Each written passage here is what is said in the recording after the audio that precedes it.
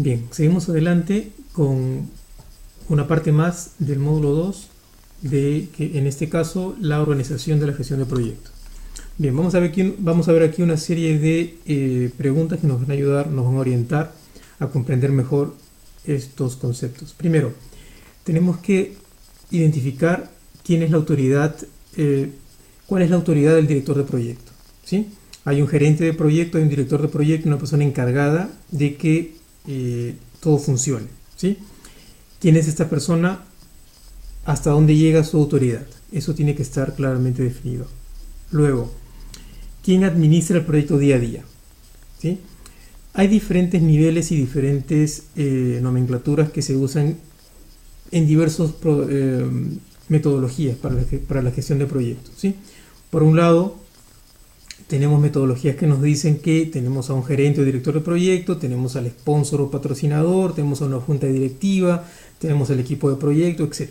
¿Sí? Entonces, esto tiene que estar claro cuando ustedes definan cómo se van a organizar. ¿Sí? Entonces, ¿quién administrará el proyecto? ¿Quién será el gerente de proyecto? ¿Quién está proporcionando los fondos? ¿Sí? Esto sirve para una entidad pública o una entidad privada. ¿Okay? ¿Quién tiene la autoridad para decidir lo que se necesita? Perdón, ¿quién está proporcionando los fondos? ¿Quién tiene la autoridad para decir lo que se necesita? ¿Sí? Está encargado de esto el patrocinador de proyecto, el sponsor de proyecto, el director de proyecto, el gerente de proyecto, etc. ¿Sí?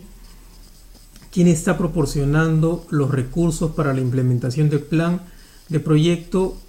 En este caso, cuando el proyecto ya está en ejecución, alguien tiene que autorizar el desembolso de los fondos, ¿sí? Y también qué desembolsos se van a utilizar cuando el proyecto ya está funcionando y cuando haya necesidad de mejoras, ¿sí?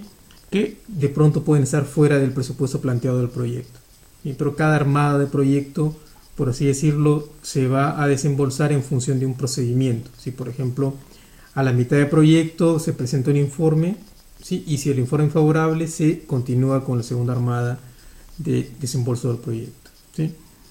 Bien, ¿cuáles son las habilidades especializadas que necesitamos para sacar adelante el proyecto? Por ejemplo, dependiendo del tipo de proyecto, obviamente. Por ejemplo, un proyecto de construcción necesita un ingeniero específico que es especialista en tal área, o un arquitecto, un maestro de obra, etc. ¿Sí? Va a depender obviamente de qué tipo de proyecto estamos hablando, pero eso tiene que estar claro, qué necesidades o habilidades, tanto profesionales como para que el equipo funcione, son necesarias. ¿Quién establece o quién mantiene los estándares que el proyecto requiere? Por ejemplo, se construye un puente, el puente necesita de ciertos estándares de calidad, ¿sí? Alguien se va a encargar de que ese producto puente se logre con los estándares que se han planteado, ¿sí? Esto sirve para los productos o para los servicios que el proyecto esté ofreciendo, ¿okay? ¿Quién salvaguardará los productos resultados desarrollados? ¿Sí? O sea, ¿quién se encarga de que esos productos o resultados logrados se logren o se alcancen con las especificaciones que se han planteado inicialmente? ¿Sí? Tiene mucho que ver con el tema de los estándares de calidad. ¿Quién sabrá dónde están los documentos que está generando el proyecto? ¿Sí? Habrá un área, una secretaría, para eso tenemos al gerente del proyecto, tenemos a alguien del equipo de proyecto que se encargue de ello, etc. ¿Sí? ¿Cuáles son los límites de la autoridad de cada individuo? ¿Sí? ¿Cuáles son las esferas de influencia? ¿Qué responsabilidades tenemos cada una de las personas dentro de la gestión de proyecto? Bien, esta es una visión panorámica de cómo se podría organizar una gestión de proyecto, ¿sí? Tenemos la gestión corporativa o de programa, ¿sí? Recordemos que un proyecto puede ser parte de un programa, que a su vez puede ser parte de un portafolio, ¿sí? Que a su vez es parte de la organización de la propia entidad, ¿sí? O del plan de gestión de la propia entidad. Tenemos a una junta de proyecto, ¿sí? Que se va a llamar de diversas formas, dependiendo de la entidad en la cual ustedes estén, sea tanto pública como privada, ¿sí? Tenemos un gerente de proyecto que es el encargado de que el proyecto salga adelante, y tenemos líderes de equipos, ¿sí?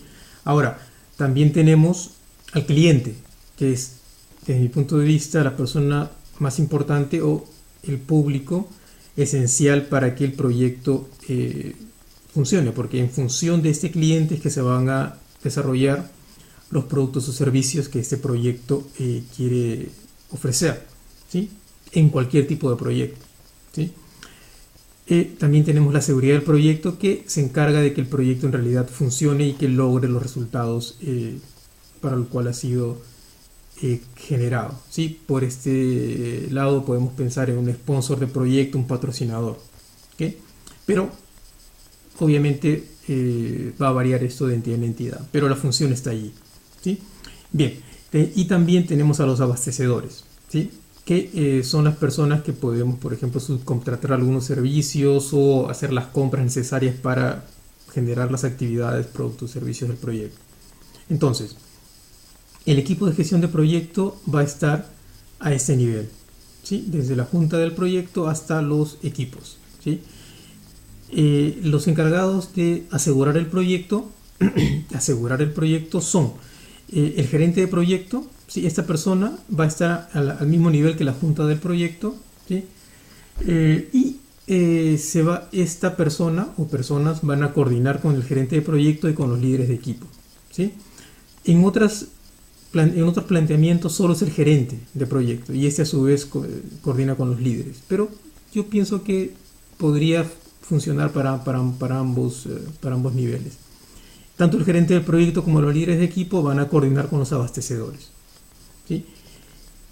Y ustedes tendrán que pensar quiénes son las personas que tienen que lidiar directamente con los clientes, ¿sí? Bien, este es un ejemplo de un modelo de organización para un proyecto.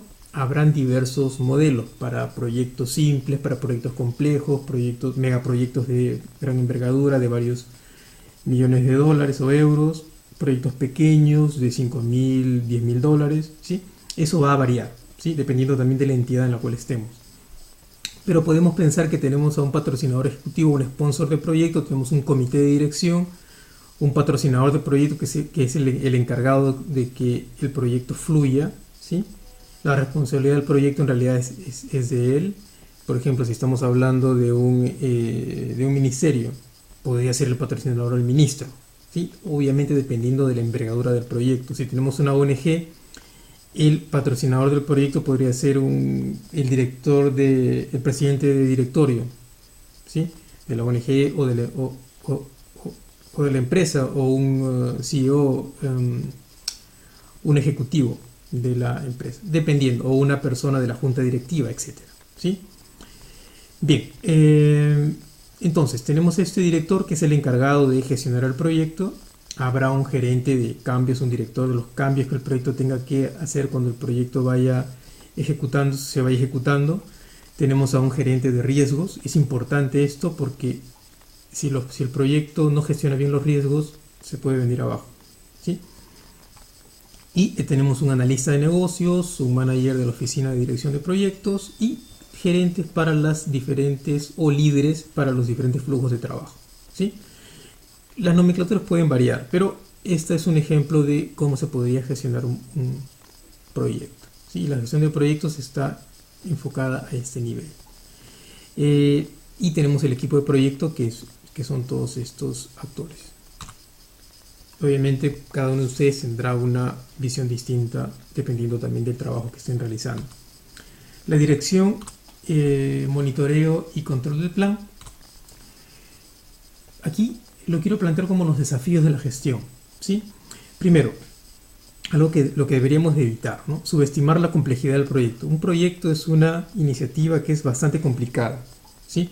Entonces es importante que reconozcamos cuál es la magnitud del proyecto, y así sea un proyecto pequeño, ¿sí?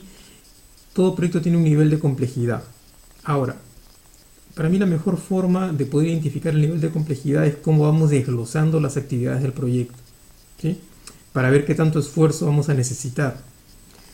Y lamentablemente lo que yo he visto es que hay ciertas limitaciones a este nivel, ¿sí? Por lo cual es importante que partamos desde ese nivel en principio para que podamos comprender mejor qué tanto trabajo necesitaremos con el proyecto, ¿sí? Porque si no se desglosan bien las actividades, será más complicado que planteen el cronograma, será más difícil plantear el presupuesto, etc. ¿Sí?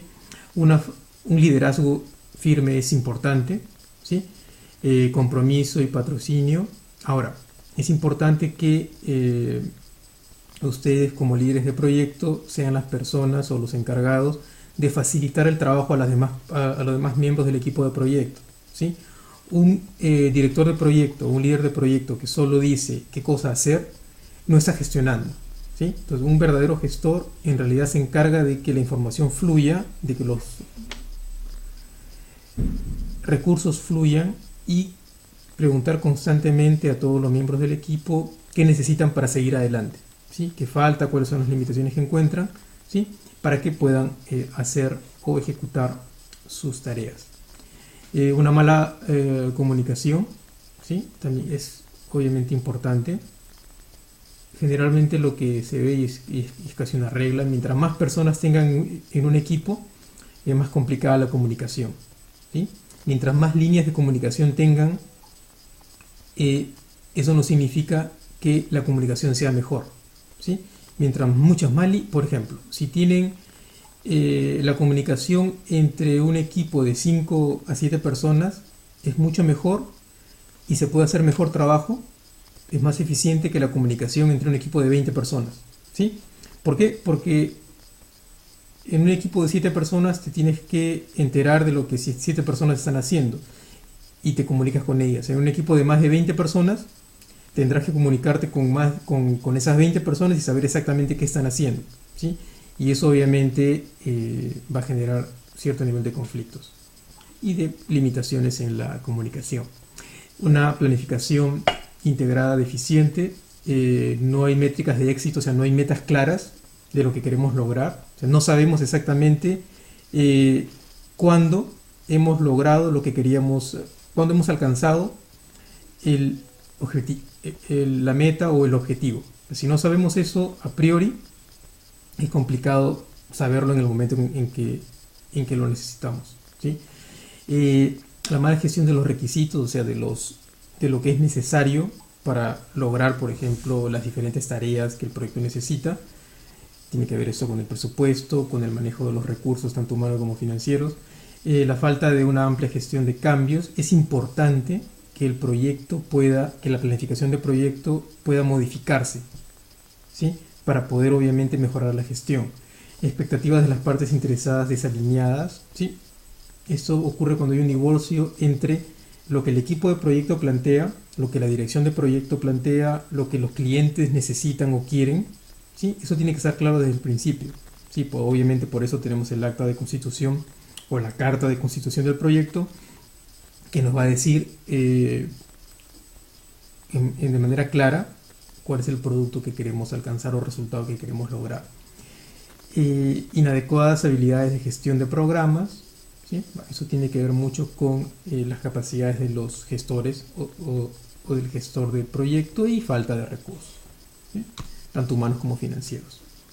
Bien, cuando vemos el tema del monitoreo, perdón, y me parece que hago una pausa aquí para continuar con un segundo video.